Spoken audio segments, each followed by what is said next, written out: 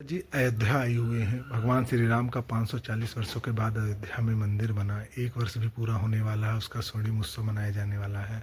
क्या कहेंगे, क्यों इतना लंबा विलंब हुआ? हिंदू सनातनियों के संघर्ष में इतना समय लग गया?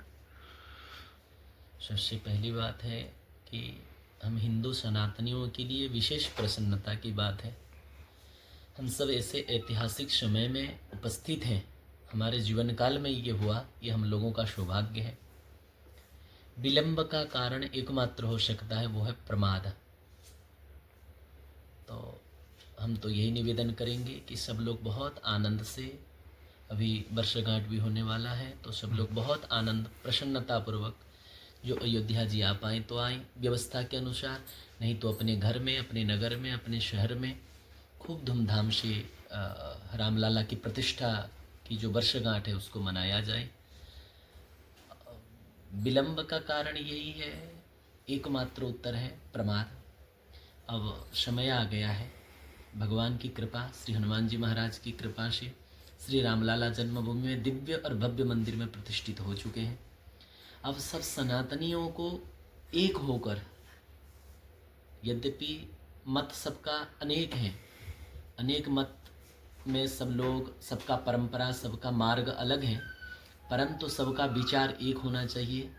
हम सब राम जी के हैं, राम जी हमारे हैं। इसी भाव को लेकर सब हिंदू सनातनी एकत्रित हों, सबका भाव बने, परस्पर में प्रेम बने और हिंदू सनातन धर्म की रक्षा के लिए, उसकी सेवा के लिए अपने जीवन को समर्पित करें। सेवा वही कर सकता है, सबसे पहली बात, और बहुत महत्वपूर्ण बात है, अगर इसको कोई भी सुन रहे हैं तो इस पर जरूर विचार करें। सेवा वही कर सकता है जिसके मन में स्वार्थ नहीं होगा। अगर स्वार्थ है तो सेवा सफल नहीं होता है। तो स्वार्थ को छोड़कर राम जी के लिए, धर्म के लिए, राष्ट्र के लिए अपने जीवन को समर्पित करें, सेवा में लगे, तभी सफलता जरूर अपने हाथ में करगत होगा।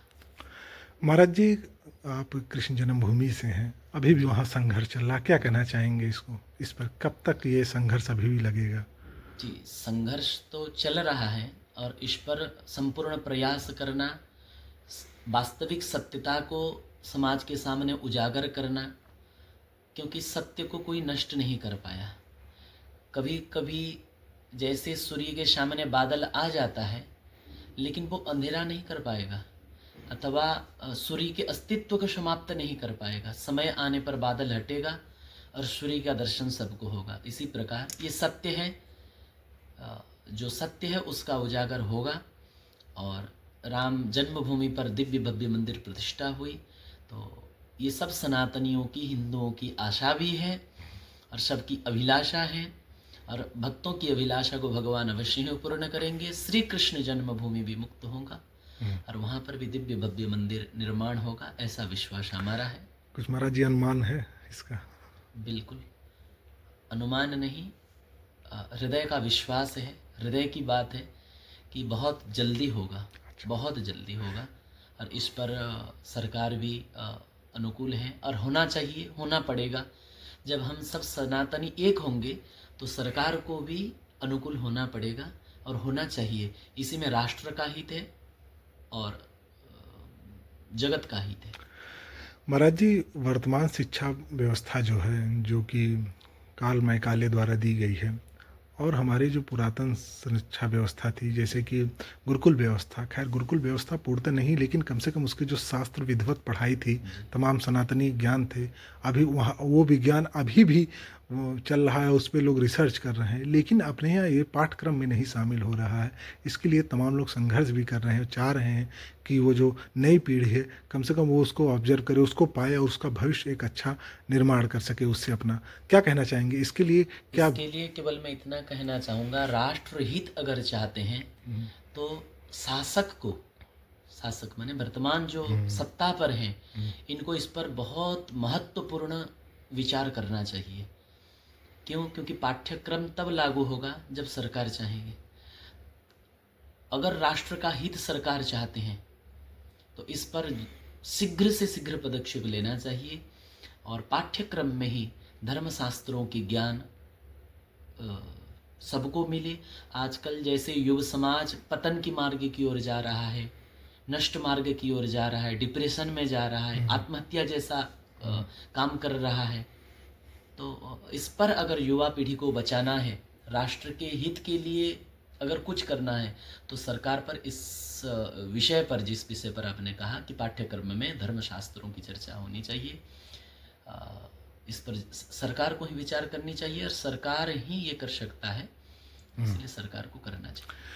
महाराज जी, वर्तमान सरकार जो है वो कहा जाता है वो हिंदू सपोर्टर है और सनातनों की रक्षा कर रही है, तो क्या उम्मीद है योगी मोदी सरकार में ऐसा हो सकता है?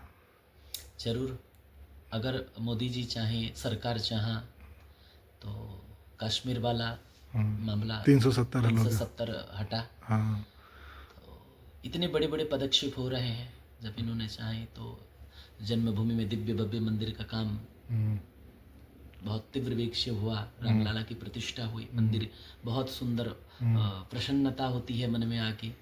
तो अगर सरकार चाहे तो क्यों नहीं हो सकता। बस सरकार को आपकी इस माध्यम से एक ही निवेदन करना चाहूँगा, पाठ्यक्रम में सनातन धर्म शास्त्रों का ज्ञान दे और सरकार गोवध को इस धरती से, गोवध के कलंक को समाप्त करे। क्योंकि गाय का सीधा संबंध धरती से है, अगर गाय नहीं रहेगी तो धरती नहीं रहेगी। गाय की रक्षा करें, धर्मशास्त्र का ज्ञान युवा पीढ़ी को देकर उनको पतन के मार्ग से बचाएं, इसी से राष्ट्र हित है। महाराज जी, लगातार हिंदू सनातनियों पे कुठाराघात होता रहा। पाकिस्तान में भी देखिए, जब भारत बटा था तो वहाँ घट के हिंदू 6% हो गए। इसमें बांग्लादेश में भी लगातार नरसंहार चल रहा। तो क्या भारत सरकार के माध्यम से कुछ ऐसा भी हो सकता है, या आप क्या कहना चाहेंगे, जिससे वहाँ के भी हिंदू संरक्षित हो सकें, सुरक्षित हो सकें? इस पर कई सारे पदक्षेप हैं। सबसे बड़ी महत्वपूर्ण बात तो ये है कि वही राष्ट्र श्रेष्ठ है जिस राष्ट्र में प्रजा सुरक्षित रहते हैं। शासन तंत्र ऐसे होना चाहिए, शासन की व्यवस्था ऐसे होना चाहिए, चाहे वो हिंदू हो, मुसलमान हो, कोई भी हो, वही राष्ट्र श्रेष्ठ है जिस राष्ट्र में प्रजा सुरक्षित रहते हैं। और जहाँ हिंदुओं की संख्या कम हो जा रही है, देखिए जहाँ मुसलमानों की संख्या कम है, विधर्मियों की संख्या कम है, वहाँ पर वो असुरक्षित नहीं है। हर जगह पर जी इसका संरक्षण विचार किया जाए, विश्लेषण किया जाए। लेकिन जहाँ हिंदू कम हो जाते हैं वहाँ वो असुरक्षित हो जाता है। क्यों? अभी आप पहले भी पूछ रहे थे बांग्लादेश की बात जी। तो क्या है, ऐसा क्यों हो रहा है? तो विश्लेषण किया जाए, इस पर विचार किया जाए और ऐसे परिस्थिति बनाया जाए जिस परिस्थिति में सब सुरक्षित रहे। हमारे सनातन सर्वे भवन्तु सुखिनः कहता है, सब सुरक्षित रहे, लेकिन हिंदू पर अत्याचार न हो। अगर अत्याचार हो तो उसका जवाब सनातनी मिलकर देंगे। सनातनियों को एक होना चाहिए। महाराज जी, 1 नेशन 1 इलेक्शन की बात चलिए, आप संतों का क्या राय है, क्या होना चाहिए इस पे? देखिए, सारे देशवासी जितने हैं सबका मन राष्ट्र हित के लिए होना चाहिए। जगन मंगल की भावना सब में होनी चाहिए और हम उनको चुने जो विश्व के कल्याण की भावना रखते हैं। राग द्वेष मन से हटे, विवाद हटे और सब लोग सुखी हों, सब लोग प्रसन्न रहें, यही कर्म सबको करना चाहिए। महाराज जी, आखिरी सवाल, क्या संदेश देना चाहेंगे जो आपके भक्त हैं, जो हिंदू सनातनी लोग हैं, आपकी तरफ से क्या संदेश है? सबको एक ही संदेश देना चाहते हैं। संदेश क्या दे, हम अपनी भाव बता रहे हैं सबको कि सब लोग भगवान के आश्रित हों। जो श्रीमद् भागवत, श्री रामायण, रामचरितमानस आदि ग्रंथ हैं, उन ग्रंथों का आश्रय ले। जो महापुरुष जन अपने जीवन को त्याग और वैराग्य से जलाकर भगवत समर्पित हुए हैं और उन्होंने जो शिक्षा दी है, संतों के वाणी पर हमारा जीवन होना चाहिए, पवित्र होना चाहिए, सबके प्रति सबका प्रेम भाव रहे, सब मिलजुल कर बड़े प्रसन्नतापूर्वक इस में रहे और भगवान का भजन करते हुए अपने लक्ष्य की प्राप्ति करें, भगवत प्राप्ति करें।